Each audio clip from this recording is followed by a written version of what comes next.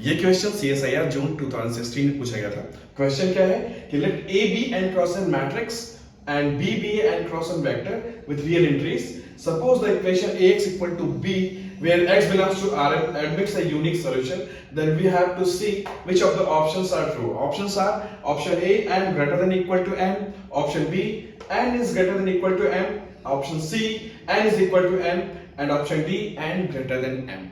तो इन चार ऑप्शंस में से कोई एक ऑप्शन सही है, ये हमें बताना है। तो ये CSIR का क्वेश्चन है, लीनियर अलजेब्रा का सिस्टम ऑफ लीनियर इक्वेशन से रिलेटेड है। तो इस क्वेश्चन की खास बात क्या है? खास बात सिर्फ एक है ये कि यहाँ पे A n cross m matrix दिया है। जनरली हम जो क्वेश्चन करते हैं हम ये मान के चलते हैं, ये हमारे दिमाग में बस गया हुआ है कि A जो है हमारा n क्रॉस n मैट्रिक्स है और हमने सारी थ्योरी जो है n क्रॉस n मैट्रिक्स मान के की है।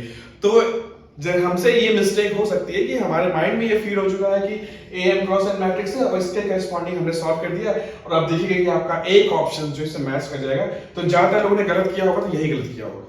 ठीक है, तो सबसे पहले अगर हम आपको इसके बारे में बता देते हैं, अगर आपके पास मान लीजिए AM क्रॉस n मैट्रिक्स दिया गया होता और आपको सॉल्व करना होता system of linear equation Ax equal to B, right, जहां के अननोन क्या है x बिलोंग्स टू Rn, जिसको कि आपको निकालना होता है।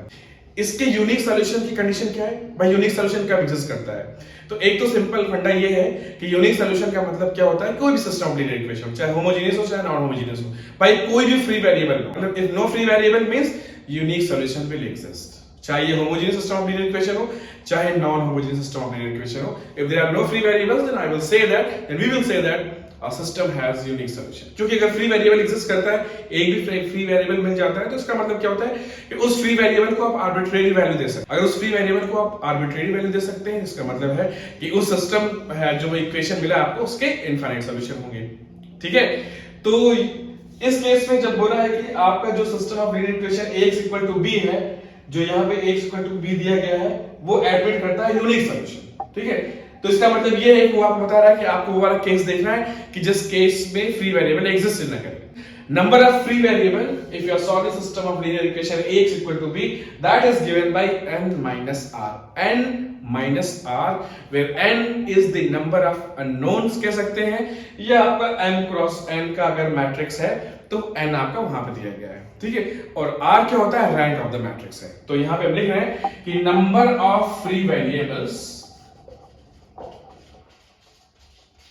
चाहे homogeneous system of linear equation हो या non homogeneous system of linear equation हो, नंबर ऑफ फ्री वेरिएबल्स का जो फॉर्मूला होता है वो होता है n minus r, where n क्या है? अगर आपकी m क्रॉस n मैट्रिक्स है तो n आपका ये है, या आप ये भी कह सकते हैं कि अगर सिस्टम ऑफ लीनियर इक्वेशन दिया गया है तो n को हम लिख सकते हैं नंबर ऑफ अननोन्स में लिख सकते हैं, क्योंकि सिस्टम ऑफ लीनियर इक्वेशन दिया गया होता है और तो हमसे कहते हैं कि m इक्वेशन n अननोन्स। ठीक, तो n तो आपका दिया गया अगर n क्रॉस n मैट्रिक्स है, और R क्या होती है आपकी? R होता है रैंक ऑफ A।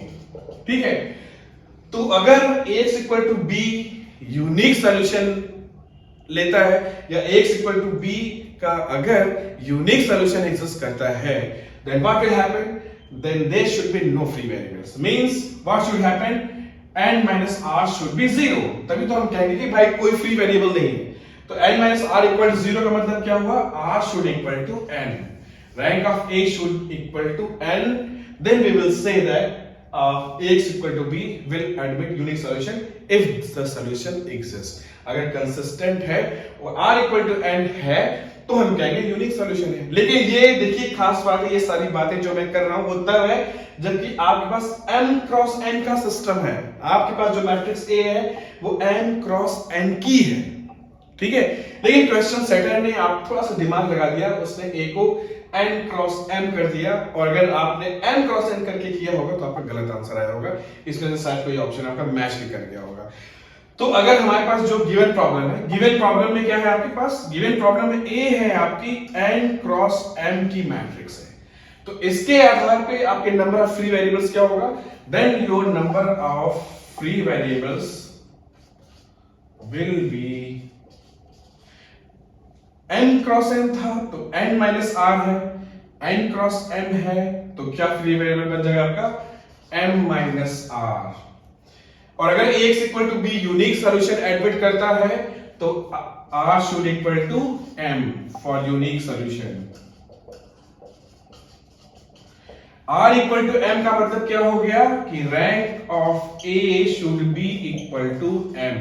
अब हम आते हैं अपने क्वेश्चन की ओर कि इसमें से क्या होल्ड करता है। एक तो हमें मिल गया कि आपका रैंक जो है वो M के बराबर होगा। अब हमें इसके बाद यहां से क्या करना है, ऑप्शंस की ओर जाना है।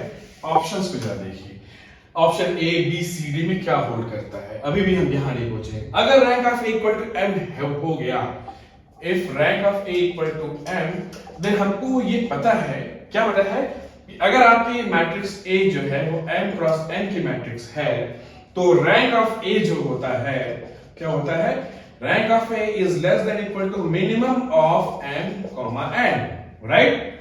तो उस आधार पे हम कह सकते हैं क्या, हमारी रैंक ऑफ A क्या है, M है, ठीक है। मतलब ये आपकी क्या है, ये M है, ठीक।